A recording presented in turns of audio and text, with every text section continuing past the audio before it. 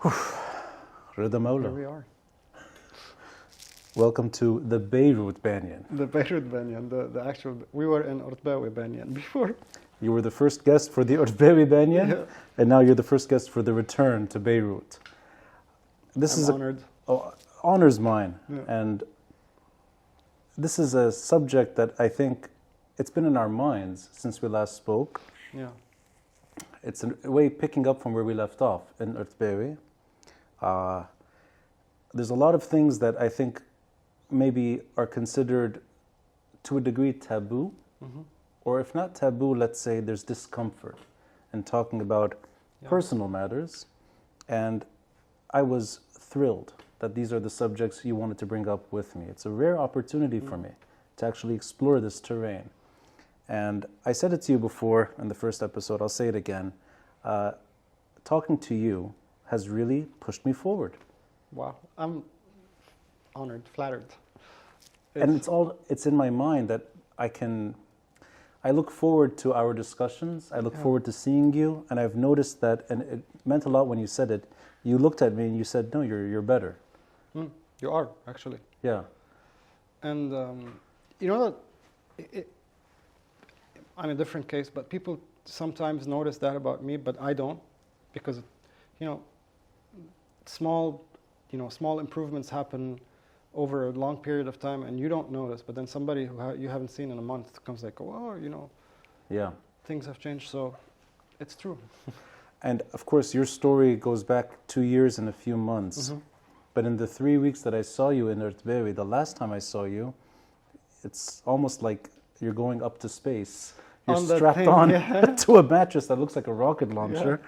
And I like running into you there because every time I see you, it's a different therapy. It's a different setting. Yeah. Yeah. And that one looked, in a way, I got to see your body more clearly. And I think the same goes to you. And I sort of mentioned this. I would, by looking at your body, and particularly your legs, I would never know, just by observation, that you're paralyzed. Yeah. But the legs are healthy, your muscles are healthy. And I thought about this quite often that, no, you look great. Thanks. Yeah. It's well, in the beginning, my legs were, skinny as sticks.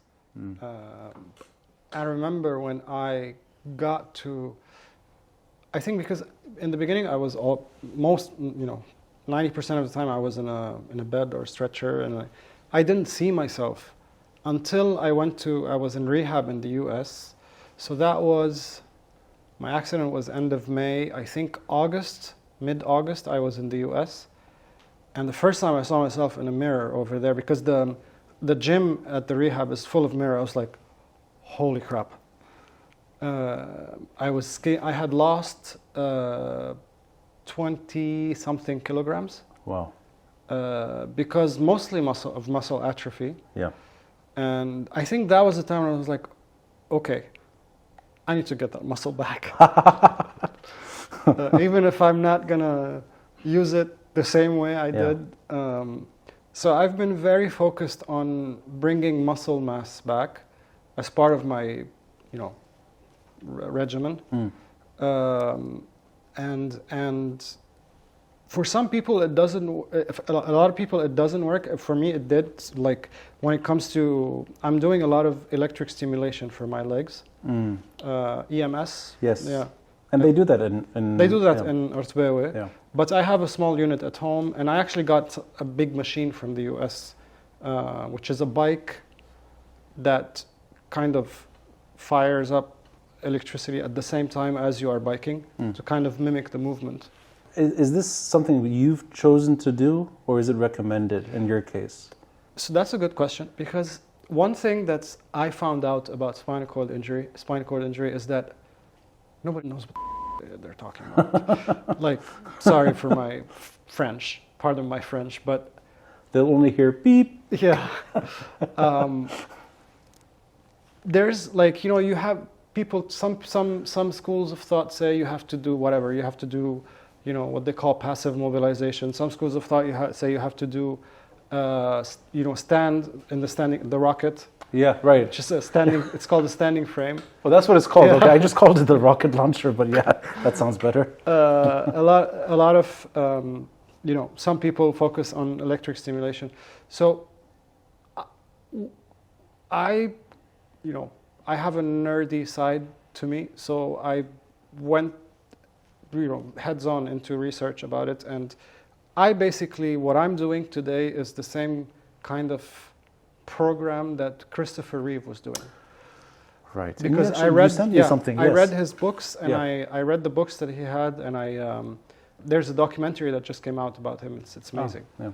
So it's a combination of all of those, and it's called activity-based therapy. Mm-hmm. So the idea is to keep your body engaged in activity as much as you can. Is Christopher Reeve's injury similar to yours? Yeah, and more serious. More serious? Yeah. So mine was at the level of, on my fourth vertebra, C4. His was C2, which means the diaphragm is controlled by C3 up to C5. So he lost control of his diaphragm and he had to be intubated the whole time. I see. So he was in a bad shape. Yeah. Superman. Yeah. Of all people. And the documentary talks about this a lot, Uh-huh. like how, he was Superman, but then Superman got paralyzed. Paralyzed. But so I'm understanding from you that you want to look, quote unquote. Yes, but it's healthy. not just the look. It's about, because muscle mass means so many things in like health wise. Mm-hmm. It means your blood sugar is better. It means there's a very straight correlation between muscle and longevity, and so I've been focusing on that side. Yeah. But the byproduct is that I got to look better. I apologize if it's a shallow thing to say, but it impressed me to see you in physical good shape, better than me, and you're doing it as a sort of routine activity. But you remember I was telling you, just give it a couple months, you're gonna lose. Yeah. You're gonna see. I've heard that so many times. You're gonna lose the muscle mass. Yeah, actually, to be honest, that's what the physiotherapist Yeah. reminds me of, that I have no muscles. And they said within days it drops. Yeah, they were telling me something about, I think the hamstring or the quads. It takes, like, they start going, like, losing mass 48 hours after they stop being used. Yeah, which surprised me. I would never know these things. Actually, to go even further, I'm learning more about my body and what I cannot do. Thanks to physiotherapy, they show me things that I'm unable to do, and I'm a bit surprised that it's just basic stuff. Yeah. There's also, like, to be fair, I used to be very active physically. I used to do a lot of sports. I was very, I would surf, I would do all that. So I had that in me in a way. But after this injury and, the process that I went through, I'm impressed by the work of physical therapists. It's such a noble, caregivers also, like the whole health field. Yeah. It's impressive. You don't think about the amount of, selflessness and dedication and passion that this kind of work requires. I feel the same way. From the Red Cross that picks you The up Red Cross, yeah. to the physiotherapist that's helping you heal, Yeah. and everyone on the way. Even when they're having a bad day, they're doing their job. Yeah. I share that sentiment fully, and I'm new to this world. I never imagined breaking any part of my body, never thought I'd need rehabilitation. I didn't know Earthbaby existed until a few weeks ago. But the personal reflection, and particularly the self-awareness, I like the way you described that you see yourself much thinner, losing muscle mass, and it shocks you. And today, you're on that, what is it called again? Standing frame. Standing frame, and you're more handsome and more fit than most people in the room, other than the physiotherapists. The patients, at least. The physiotherapists are in great shape. Yeah. But this is a way for me to explore maybe more personal subjects. Mm-hmm. And of course, you gave me permission to do so. We'll see where this goes and how deep we can go into this. Let's start, with your permission, with the physical. The physical, not your muscle mass, not your legs. Physical meaning intimacy. Let's begin there. As much as you can say about how that translates with you. What is it like for you to be intimate? Your body's journey, if you will, and as much as you can say about your own mental state in that process. Yeah, that's a great question. Great episode. I think, I ended on a good note. let's start. I think it's important to start with the physical as far as I am concerned, like personally, how I view myself, because that's how, this is how things have now that I look back, this is how I kind of see it. I think what first changed is me. Like, you're other than the fact that your body goes through drastic changes, which I will, discuss in a little bit. There's that thing where spinal cord injury is way more than just not being able to walk or move your arms in some cases. Imagine it's kind of like part of your experience with the world happens through your body. So you feel the wind in your legs when you're on the beach, or you feel stuff through your body. So this changes. So the first thing that I realized, that one of the main realizations after spinal cord injury is that my experience with the world in general has changed. So I don't feel the world the same way that I used to. So that's the generalization. And I keep telling friends, like, sometimes, like, when you're walking on the beach, just remember to feel the sands in your between your toes, for example. So these things you suddenly lose, and they change your perception of the world, I think. The second part I would say is how, so that definitely changes your perception of yourself, because the second part is, okay, so how, like, what am I? Am I this part that's not feeling, or am I just my brain, or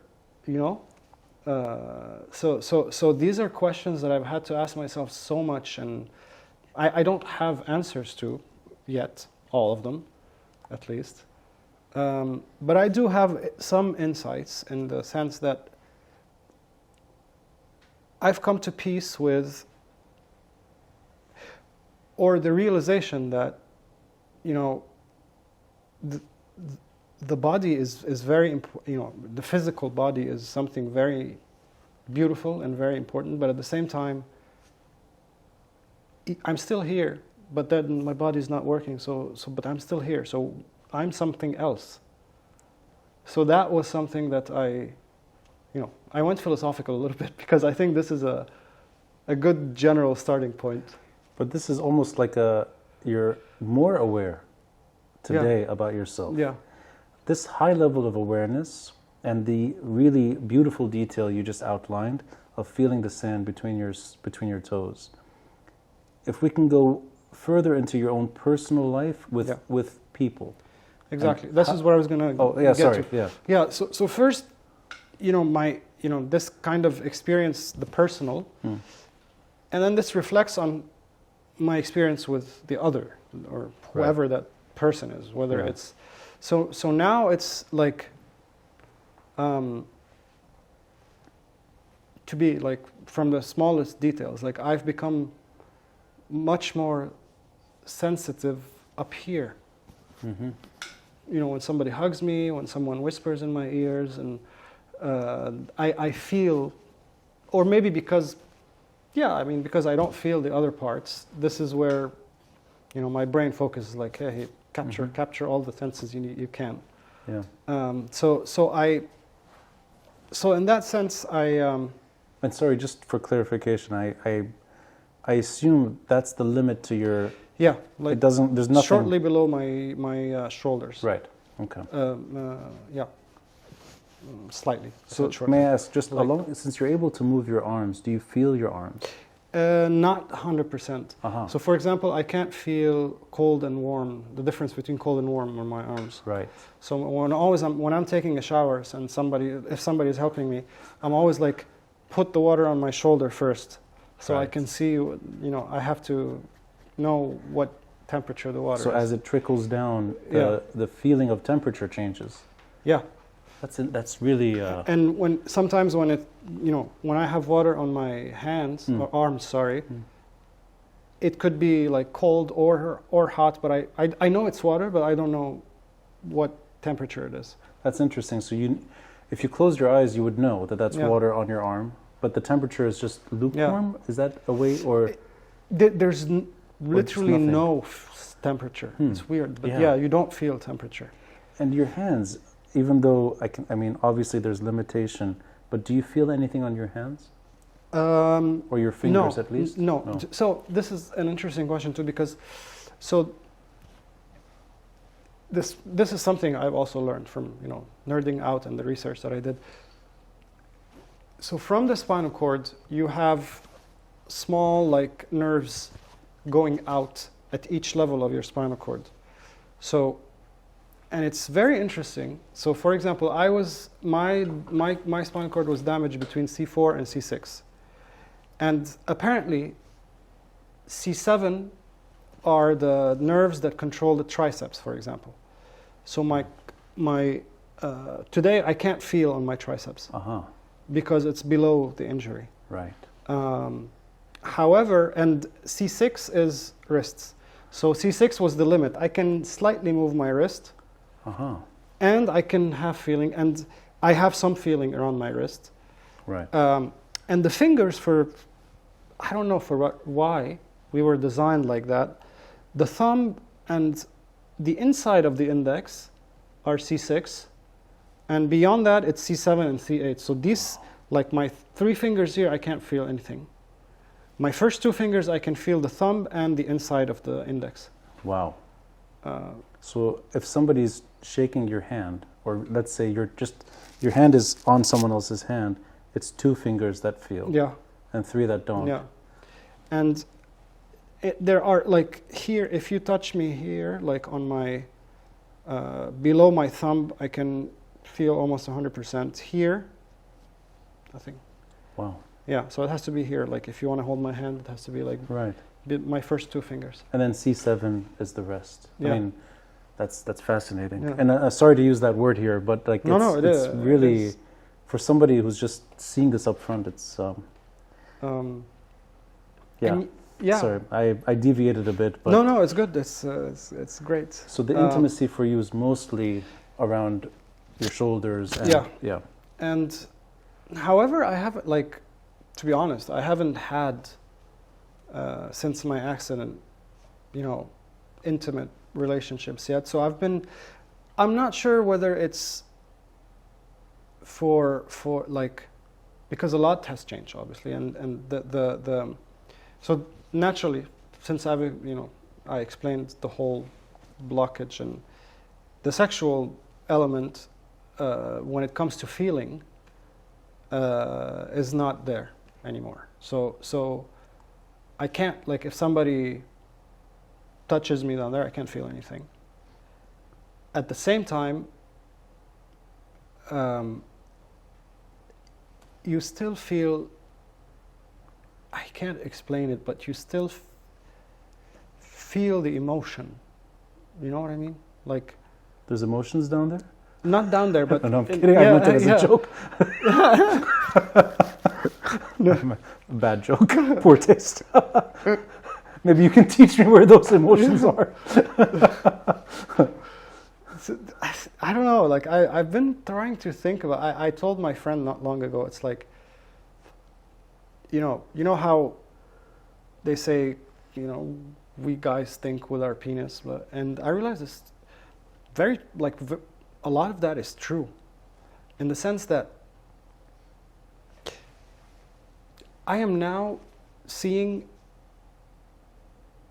potential partners from a purely emotional standpoint. Because I can't relate anymore, I can sexually. That doesn't mean, just to be clear, that doesn't mean there's no sexual life for someone. Can I park it there before we get to emotions? Because this is, I know it's weird for me to ask you these really personal questions, but I think it's fine. There's zero experience in terms of pleasure. Yeah. So let me just understand. Do you still get erections? Yes, that's also interesting. So, the way you have to think about it is that things still work the same way they did, except now there's no communication with the brain. Right. So I get erections, but I can't decide when. Even if you are turned on by that stimulation you mentioned, it doesn't connect. See, I haven't tried yet, so I can't answer to that. Right, but right. some I've read a lot in forums, and some people say that they still somehow get an erection, but they don't feel it.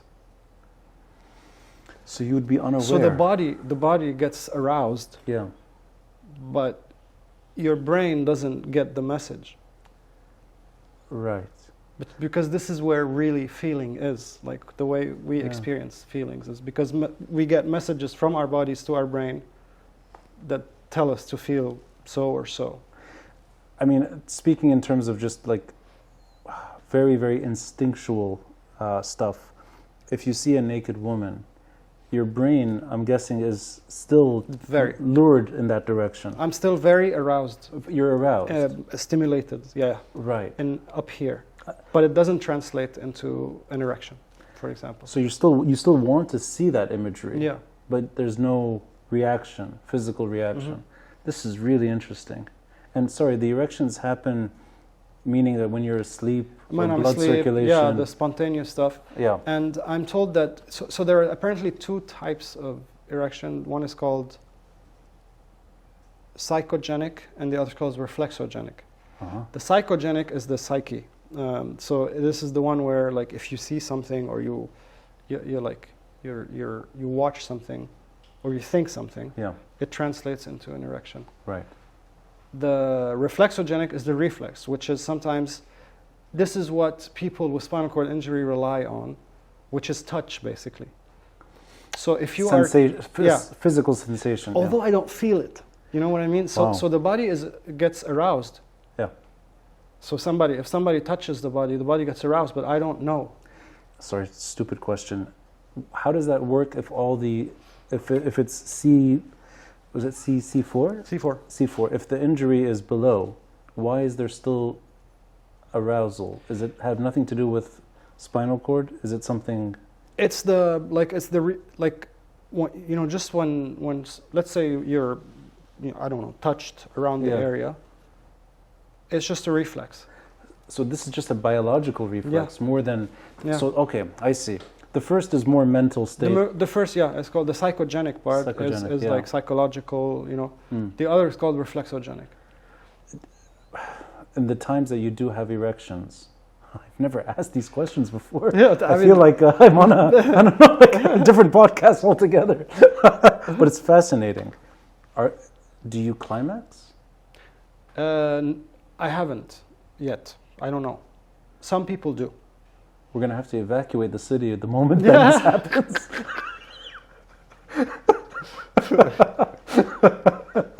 I'll take a trip from space. They'll have the satellite imagery. It's like, what's that snow on Beirut? So you haven't climaxed, and is that? I mean, going back to our younger years, there are wet dreams. Do you still have those? I don't think so. I have. I haven't. I'm not discarding the possibility, but I'm also, like, from my reading and from my research and stuff, people with spinal cord injuries do still, like, they can still get have what do you call it, like climax. Yeah. And Ejaculation. and they can have, some people do have kids. Oh. Yeah, but it's just it's experienced in a very different way, I guess. In your experience, have you had any sexual dreams? Not Yeah. necessarily. Oh. Yeah. So there's been sexual dreams, but no ejaculation. Yeah, it's like, literally, it's like everything is still the same up here. Nothing's changed. But there's a miscommunication with, the lower parts of your body. From that very, very personal sort of exploration of something that many people don't want to talk about, even, I'm really honored that you're going in this direction with me. Let's take it, before we get to emotions, the curiosity at least of wanting somebody to touch you. You've said that there's been no relationships or no intimacy. Is there something that you can touch on there? Is it that you haven't looked for it? Yes, I think I've been I don't think I was ready to be there, because there's a lot of, I needed to kind of accept myself first, the way I am, before I go back out and try to be intimate with someone. So I think I did have a lot of chats and talks, and I think this, in a way, I was trying. I did the whole like online Bumble. Oh, you stuff. tried? I tried that. Oh, wow. And I talked to a lot of women, and I think that gave me a lot of. It was a great way to regain and reclaim confidence. And it showed me that, in most of the times, it's about they look at you as a person. Yeah. Not as the sexual object. Does that include not necessarily sexual intimacy, but just intimacy in general? Have you been intimate with any woman, kissing or touching in a way that's beyond friendship? I was okay. So to be I mean, during I met someone 2 weeks before my accident, and we were talking, and we started dating, and we stayed together after my accident for a while. Oh. So that happened. So for a while, yes, I was okay. With someone, and I did explore a few things, not as much as we both wanted at the time, but I was in a very bad. Of course. Yeah. I wasn't in the mental space that I needed to be at the time. Yeah. But I did experience some intimacy, and it's the same. At least I experienced it the same. There is a natural segue here from intimacy to emotions, and also the way you look at maybe not sex, but the feelings behind sex. And I'd like to know what that means to you, what feelings are at the moment, what emotions are, without the sexual drive. And I understand from what you've said so far, is that a lot of this has become feelings-based and emotions-based. Feelings in terms of emotions, not physical feelings. So let's go into emotions and maybe how you respond to a woman today and what you want from intimacy. That's a good way to start with the question. I think I got to the conclusion that I don't know if it's just also, in general, me getting older, or a combination of both, but definitely there is some change that happened in my desires or needs after my accident. And I think today I'm looking, for me, I want companionship. And I'm finding there's a lot of emotion in companionship. It's not dry. The act of having a companion.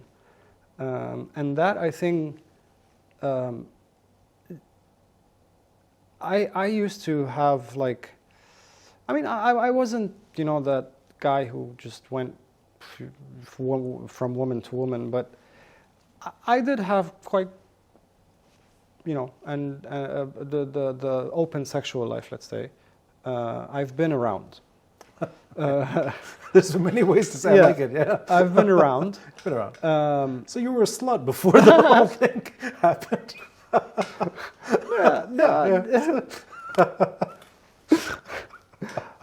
And I think well, I haven't been in a serious relationship in a long time. I gotta say that, but I've been in good, great relationships. And the physical was a big part of it for me at the time.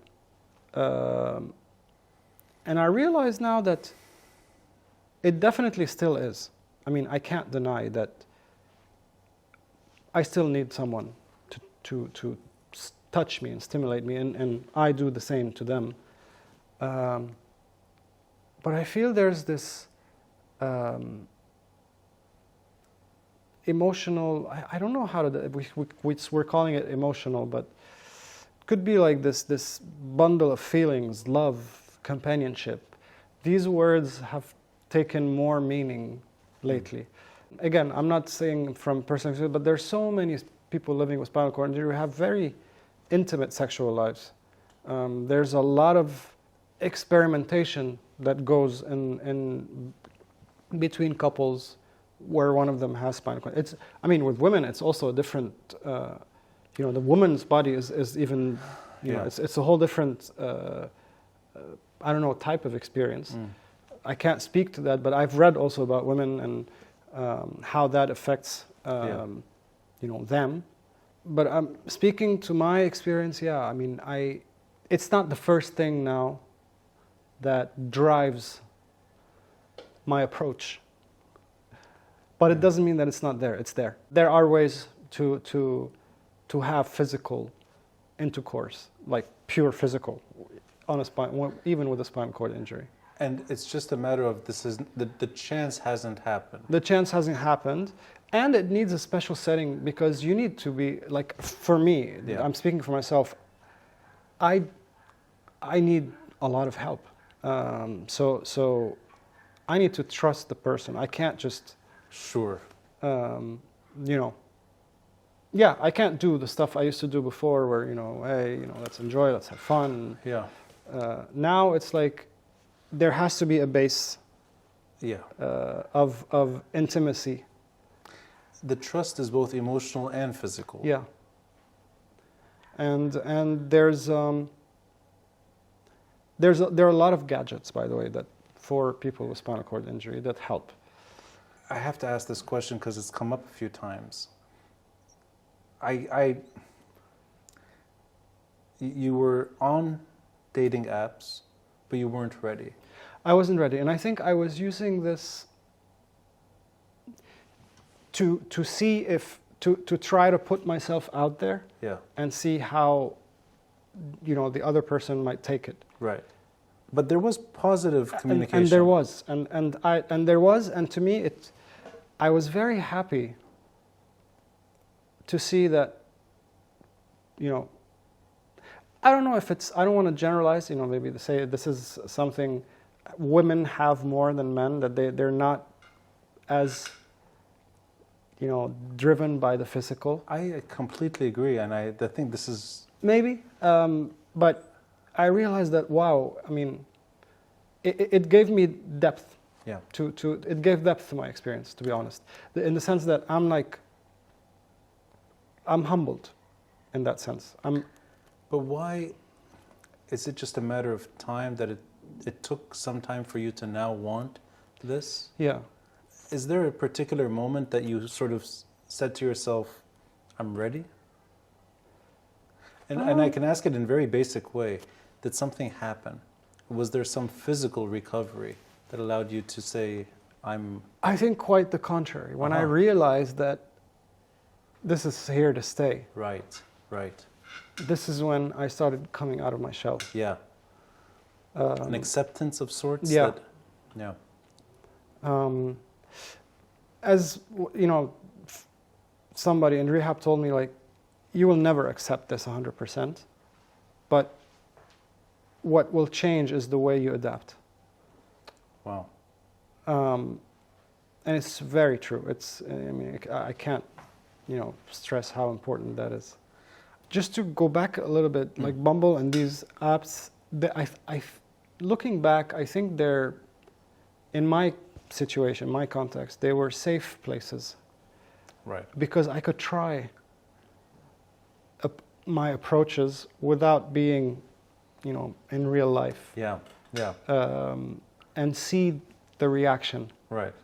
While mentioning enough of what I remember in the beginning, I put like a big disclaimer, like, I'm in a wheelchair. I think it was like a defense mechanism. Yeah. Well, I'm in a wheelchair, if that is a problem, don't swipe. And in spite of that, I got matches. So that to me was a start, was a first step. Coming back to Lebanon to me was because I got to, the anchor here was going back to work. Mm-hmm. Yeah. Because I think Lebanon would have been much harder to cope or swallow without work. For me, in my case. Meaning staying at home and just not really doing anything. Especially that Lebanon is not very accessible. Yeah. Like when I was in Qatar, I didn't have work, but I had just the freedom to go out and, just walk out the door and go to the metro and go wherever I want. Yeah. That's here, interesting. Yeah. The full mobility without work, but then here you have work and that's better. Oh.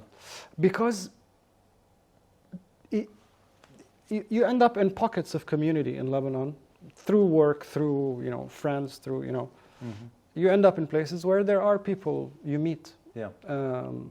And so that networking effect. Yeah. Well, it's an event too. is bigger in Lebanon. Is more pronounced in Lebanon. So I'm excited for that. And now I feel like, but things have, my experience with everyone now has changed. So I am approaching things for, now I am kind of at peace with the fact that it's a new me. Yeah. And, let's go back out and see. That's a lovely way to describe the moment you're experiencing. And I can't emphasize the positivity that is within you. Everyone I've spoken to since we did our first episode has highlighted that you're an inspiration. The way you talk about yourself, and I'm listening. Forget the podcast. Forget the recording. I'm just listening to what you're saying. I take it all in. And it really has an impact on me. And I really, I have to say it, I don't remember the last time I felt, really, I'm going to be fine. And that's thanks to somebody who's sort of telling me, no, everything is going to be fine in the end. You'll adapt. If it's permanent, you'll adapt. If it's not permanent, be patient. And you're speaking the language of love, of emotion, things that are not, they're the opposite of they're the opposite of maybe how I would describe our lives not too long ago, where you described this open sexuality and denying the emotion and putting the physical ahead. Now you've brought the emotions to the, really, maybe it's the most important aspect now. I'll wrap it up the way I know it best. I've done podcasting for a long time, 7 years, maybe a little longer actually. I've recorded hundreds of episodes on my platform, other platforms. I get to know people in a very meaningful way thanks to this format. It's a delight to get to know you better and better in the last few weeks in ways that I didn't think were possible.